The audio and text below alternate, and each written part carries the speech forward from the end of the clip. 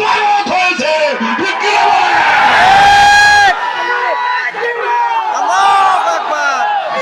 প্রিয় ভাইয়েরা আমার, জিন্দাবাদ জিন্দাবাদ।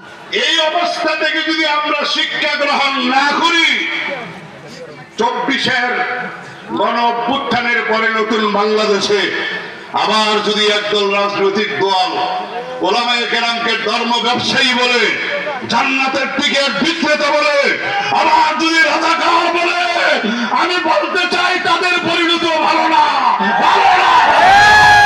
বলে ওলামায়ে কেরাম এই দেশের সকল শ্রেণীর মানুষের বন্ধু। আপনারা কি বলেন? না দুশমন?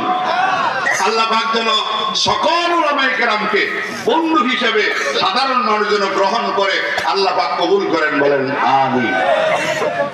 আমি আপনাদের সামনে রাগ করেন বুঝি আপনারা?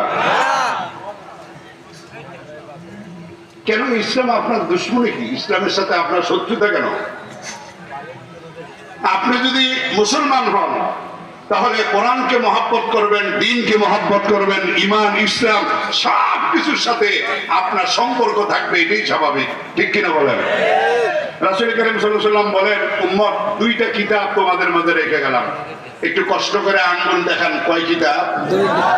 সকলে দেখান কষ্ট করে, বেয়াদবি নিয়েন না। কয় কিতাব? হাত নামান।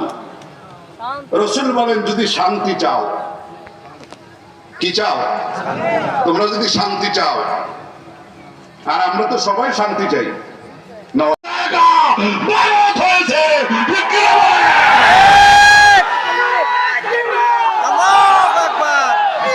প্রিয় ভাইয়েরা আমার, জিন্দাবাদ জিন্দাবাদ।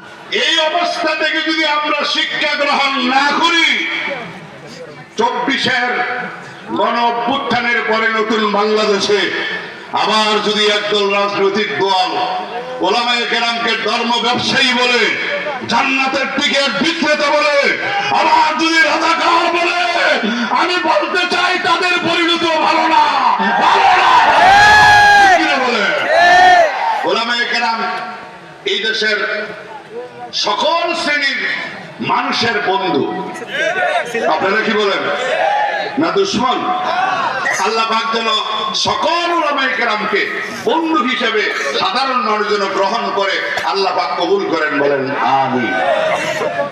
আমি আপনাদের সামনে রাগ করেন বুঝি আপনারা? কেন ইসলাম আপনার দুশমনী? কি ইসলামের সাথে আপনার শত্রুতা কেন? আপনি যদি